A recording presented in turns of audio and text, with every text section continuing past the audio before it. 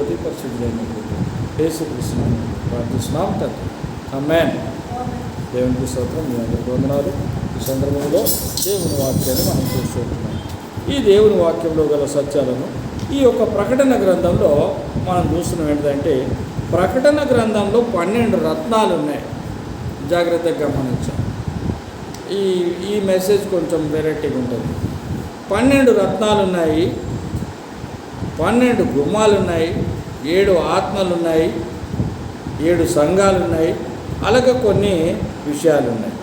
అయితే ఈ రత్నాల గురించి మనం చూస్తూ ఉంటున్నాం. 12 రత్నాలు ఎందుకు, రాళ్ళని గురించి ఎందుకు చెప్పబడింది దీంట్లో అని కనుక మనం ఆలోచిస్తే, ప్రియమైనటువంటి దేవుని బిడ్డలారా, ఇక్కడ సూర్యకాంతపు రాయి అనే మాట మనం చూస్తున్నాం. 4వ అధ్యాయం 3వ వచనంలో చూస్తున్నాం. ప్రకటన గ్రంథం 4వ అధ్యాయం 3వ వచనంలో, వెంటనే నేను ఆత్మవశుడనైతిని, ఇదిగో పరలోకమందు ఒక సింహాసనము వేయబడి ఉండెను, సింహాసనమందు ఒకడు ఆసీనుడై ఉండెను.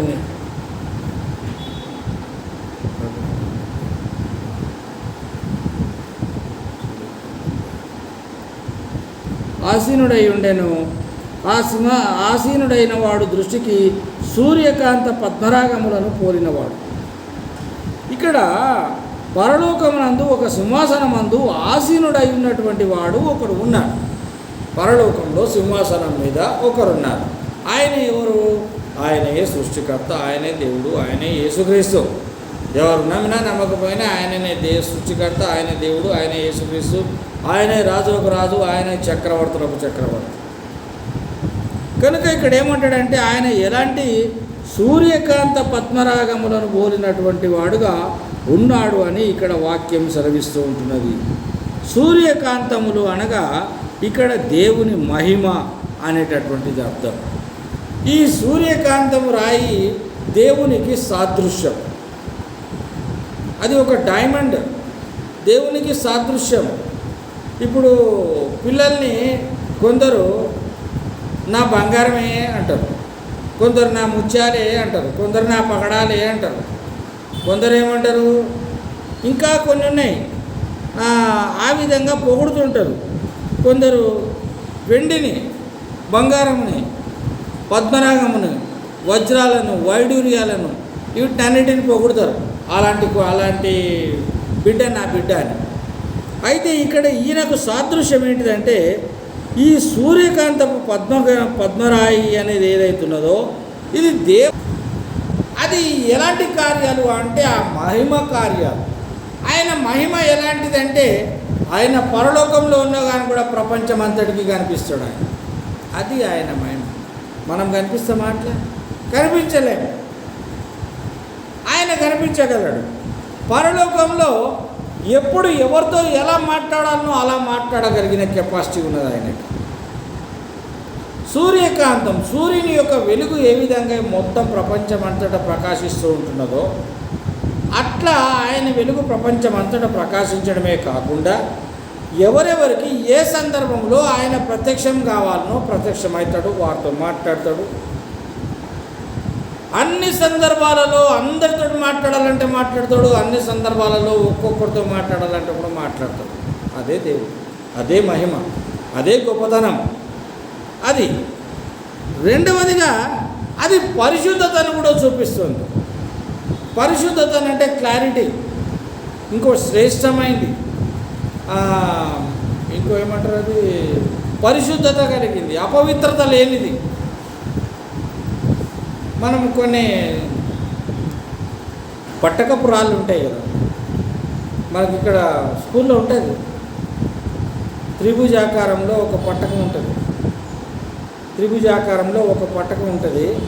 అది మన ఇంద్రధనుసులో ఉండేటటువంటి 7 రంగులు చూపిస్తుంది. బీబీజీఆర్ వస్తుంది.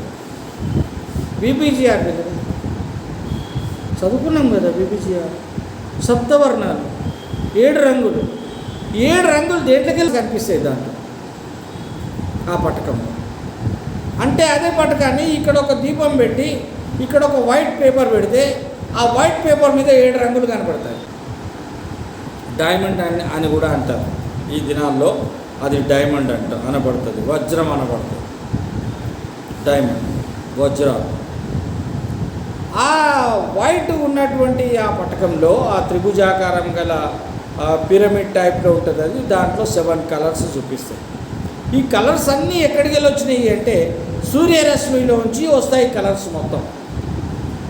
సూర్యరశ్మికి మీరు ఏదైనా భూతద్దం పెట్టి చూసినప్పుడు అక్కడ కూడా కనబడతాయి. బీబీజీఆర్ పెట్టి చూస్తే, ఈ పటకం పెట్టి చూస్తే అక్కడ కూడా మీకు 7 కలర్స్ కనబడతాయి. అంటే అందులో ఏమేమి ఉన్నదంటే ఒక మహిమ ఉన్నది, రెండవది పరిశుద్ధత ఉన్నది. అంటే యేసుక్రీస్తులో 2 ఉన్నాయి, ఒకటి పరిశుద్ధత, రెండవది మహిమ ఉన్నది. ఇవి 2 మనకిస్తానన్నాడు ఆయన. గొప్ప దేవుడు కదా ఆయన, సృష్టికర్త. ఆయన మనకి ఇవ్వడం ఏంటిది? ఇస్తానన్నాడు. ఈ యొక్క పరిశుద్ధత మీకు ఇస్తా, మహిమ కూడా మీకు ఇస్తా.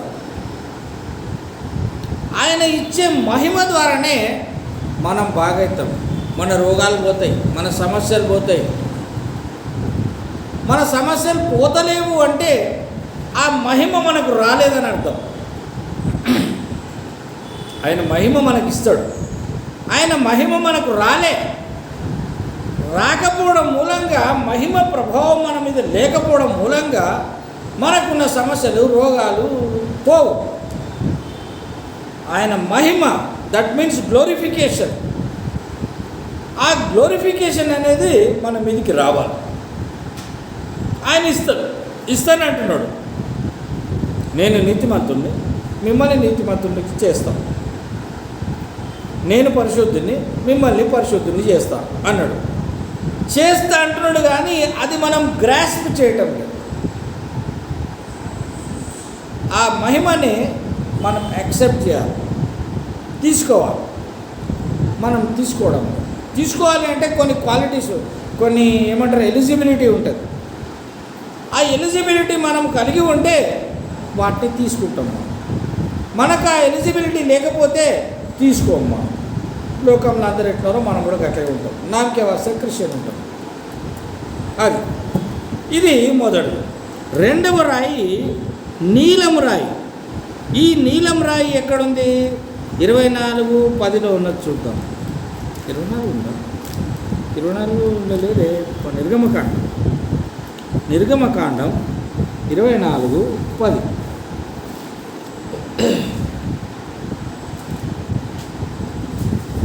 నిర్గమకాండం 24:10లో ఏమన్నది? ఇశ్రాయేలీయుల దేవుని చూచిరి, ఆయన పాదముల కింద నిగనిగలాడు నీలమయమైన వస్తువు వంటిది, ఆకాశమండలపు తేజము వంటిది ఉండెను. ఆయన పాదముల కింద ఉన్నదట, నీలమయమైన వస్తువు వంటిది, ఆకాశమండలము తేజము వంటిది. అంటే ఆయన పాదముల కింద ఉన్నది. ఇట్లా పైన చూస్తే ఆకాశం ఎట్లా కనిపిస్తుందో, ఆ పైన కాలు కింద ఉన్నది కూడా అట్లా కనిపిస్తుందంట మనకి. అది నీలవర్ణము పోలి ఉన్నది. నీలవర్ణము అనగా బ్లూ, నీలవర్ణము పోలి ఉన్నది. ఇది దేవుని సింహాసనము. అలాగే ఆకాశం పాదముల కింద ఉన్నది, ఆకాశంలాగా కనిపిస్తుంది. అదే నీలవర్ణము దేవుని ఆ పాదముల కింద ఉన్నది కనుక అది దేవుని సింహాసనముగా. 2 విషయాలు గమనించాలి. ఒకటి దేవుని సింహాసనంగా కనబడుతుంది, రెండవది ఆకాశంగా కనబడుతూ ఉంటున్నది. దీన్ని బట్టి మనకి ఏమర్థమవుతుందంటే, ఆకాశం నీ సింహాసనం, భూమి నీ పాదపీఠం ప్రభువా అంటాం కదా మనం. భూమి పాదపీఠం ఉన్నది, భూమి కింద ఆకాశం ఉన్నది. అదే భూమి కింద ఆకాశం ఏదైతున్నదో అదే సింహాసనము అనుకుంటే, ఎట్లా అంటే పైన ఆకాశం, కింద భూమి. ఈ ఆకాశం భూమి మీద ఉన్నది. భూమి కింద భూమి అన్నప్పుడు భూమిని తీసేసి ఆయన పాదముల కింద ఉన్న నీలాన్ని చూస్తే ఆకాశం కనబడుతుంది. అంటే ఆయన పాదం ఎక్కడున్నట్టు? ఇప్పుడు భూమి మీద ఉందా, ఆకాశం మీద ఉందా? కనబడే నీలం ఆకాశం మీద కనబడుతూ సింహాసనం పాదపీఠమైనటువంటి భూమి మీద ఆయన పాదము ఉన్నది. ఆయన సింహాసనం, ఈ పాదం కింద ఉన్నది నీలవర్ణం కనుక సింహాసనం మీద ఆయన కూర్చున్నట్టు మనకు కనబడుతున్నాడు. అంటే నీలము అనేది ఒక్క మాటలో తీసుకోవాలంటే అది ఆయన సింహాసనం. ఆయన సింహాసనం ఆకాశం కిందికి కాళ్ళ కింద చూపిస్తున్నాడంటే మొత్తం భూప్రపంచం అంతా ఆయన పాదాల కింద ఉన్నది అని అర్థం. తర్వాత ఏమంటాడు, నీలవర్ణము దేవుని సింహాసనము, రెండవదిగా దేవుని అంటే ఆకాశం. తర్వాత మూడవది చూస్తే యమున రాయి అన్నాడు. యమున రాయి, మూడవది యమున రాయి. యమున రాయి అనే మాట యెషయా గ్రంథంలో మనకు కనబడుతుంది. ఎక్కడ కనబడుతుంది యెషయా గ్రంథంలో అనగా యెషయా గ్రంథం 54వ అధ్యాయం 11వ వచనం.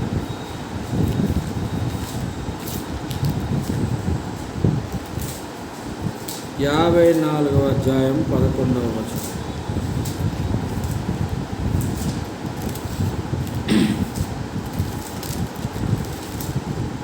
యాభై 4:11లో ప్రయాసపడి గాలివాన చేత కొట్టబడి ఆదరణ లేక యున్నదానా, నేను నీలాంజనములతో నీ కట్టడమును కట్టుదును, నీలములతో నీ పునాదులను వేయుదును. నీలములతో నీ పునాదులను వేయుదును. మాణిక్యమణులతో నీ కోట కుమ్మములను, సూర్యకాంతములతో నీ గుమ్మములను కట్టుదును, ప్రశస్తమైన రత్నములతో నీకు సరిహద్దులను ఏర్పరచుదును. ఇక్కడ కొన్ని రాళ్ళు ఉన్నాయి. మొదటి రత్నం సూర్యకాంతపు రాయి, రెండవది నీలము రాయి, మూడవది యమునా రాయి. ఈ యమునా రాయి ఏం చూపిస్తూ ఉంటున్నది అనగా ఇక్కడ ఒకటి పవిత్రతను చూపిస్తూ ఉంటున్నది, రెండవది నిలకడను చూపిస్తూ ఉంటున్నది. ఎలా చూపిస్తున్నది? ప్రయాసపడి గాలివాన చేత కొట్టబడి ఆదరణ లేక ఉన్నదానా అనగా భూమి ప్రపంచము భూమికి ఆదరణ లేదు. ఆదరణ యేసుక్రీస్తుని నమ్మరు కనుక ఆదరణ లేదు. అలాంటి వారికి నేను నీలాంజనములతో నీ కట్టడమును కట్టుదును. నీలాంజనములతో నీ కట్టడము కట్టుదును అనగా నీలివర్ణ సంబంధమైనటువంటి వస్తువులతోటి కట్టడాన్ని కడతాను అని చెప్తున్నాడు. నీలములతో నీ పునాదులను వేయుదును. ఇవి అన్నీ కూడా కలిపి నీలాంజనములు, నీలము, మణుమాణిక్యములు, సూర్యకాంతములతో, రత్నములతో ఇవన్నిటినీ యమునా రాయి అని చెప్పవచ్చు. యమునా రాయి, ఈ యమునా రాయి వీటన్నిటితో కట్టబడిన ఎడల ఇది పవిత్రతను గుర్తు. అంటే మనం పవిత్రంగా ఉండాలి అంటే నీలాంజనములతో మనము కట్టబడాలి అనగా దేవుని యొక్క నీలము అనే ఆ నీలము అనేటటువంటి, నీలం అంటే దేవుని సింహాసనం. నీలము ఆ దేవుని సింహాసనానికి పోల్చిన దానితోటి మనం ఉండాలి. నీలములతో నీ పునాదులను కట్టుదును అంటే మనల్ని ఆయన ఎట్లా నిర్మిస్తాడంటే మహిమతోటి నిర్మిస్తాడు. తర్వాత దేవుని సింహాసనంగా మనల్ని పవిత్రపరుస్తాడు. అలాగే మనని యమునా రాయితోటి పవిత్రపరుస్తాడు. కనుక ఇక్కడ ఏమంటాడు, ఇంత పవిత్రపరచడానికి కారణం ఏంటయ్యా అంటే నిలకడగా ఉండాలి, నిదానముగా ఉండాలి అని. దేవుని మాటలో నిదానం ఉన్నది, ఆయన ప్రవర్తనలో నిదానం ఉన్నది, ఆయన ప్రవర్తనలో నిదానం ఉన్నది. ఆ నిదానం మనకు ఉండాలంటే యమునా రాయిని మనము పోలి ఉండాలి. అప్పుడు యమునా రాయిని మనం పోలినప్పుడు మనలో నిలకడ కనిపిస్తుంది, మనలో పవిత్రత కనిపిస్తుంది. నిలకడగా ఉన్నప్పుడు, నిలకడగా నెమ్మదిగా మాటలో, ప్రవర్తనలో, చేతలో అన్నిట్లో నెమ్మది కనబడాలి. అప్పుడు నిలకడ లో మనకు ఈ యమునా రాయి యొక్క క్యారెక్టర్ కనబడుతుంది. తర్వాత నాలుగవదిగా పచ్చరాయి. పచ్చరాయి అనగా ఇక్కడ ఏమని ఉంటున్నది, ప్రకటన గ్రంథం 4:3లోనే ఉన్నది. అది కూడా ప్రకటన గ్రంథం 4:3లో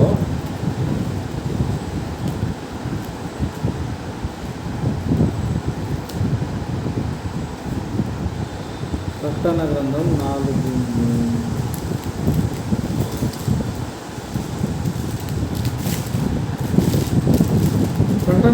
4:3లో అదే మాట మనకు కనబడుతుంది. పచ్చరాయి అంటే ఇది సింహాసనం నుండెను ఈ 4:3 దృష్టికి సూర్యకాంత పద్మరాగములను పోలిన వాడు మరకతము వలె ప్రకాశము మేఘధనస్సు సింహాసనము ఆచరించి ఉండెను.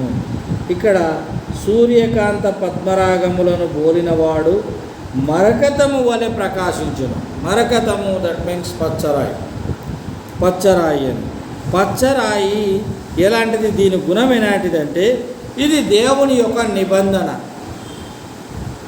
ఆయన నిబంధన కలిగినటువంటి వాడు కనుక మనమందరం కూడా ఆయన నిబంధనలో పాలిభాగస్తులం కనుక మనము ఆయన నిబంధనను పాటించే వారముగా ఉండాలి. ఎప్పుడు ఆయన నిబంధనను పాటించే వారముగా ఉండాలి? ఆయన యందు మారు మనసు రక్షణ పొందిన మనము నీ దేవుని యొక్క నిబంధనలో మనం ఉండాలి. కొత్త నిబంధన, నూతన నిబంధన రక్తంలో మనం ఉండాలి. ఆ రక్తంలో మనం ఉన్నట్టు కనుక అయితే దేవుని కృప మనకు తోడుగా ఉంటుంది. ఇప్పుడు దీంట్లో మన బ్లెస్సింగ్లు కనబడుతూ ఉంటున్నాయి. ఈ రాళ్ళు దేవునికి ఉన్నటువంటి సుగుణాన్ని తెలియజేస్తూ ఉంటున్నాయి. అంత మాత్రమే కాకుండా మనము ఎలా ఉండాలో కూడా నేర్పిస్తున్నాయి.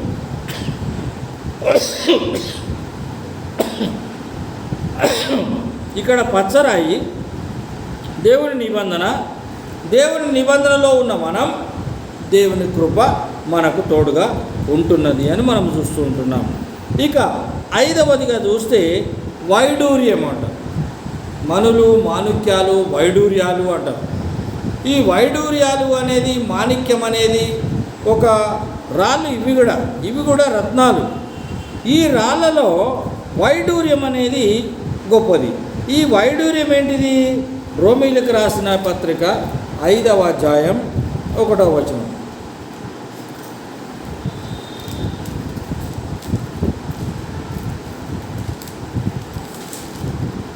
రోమా 5:1.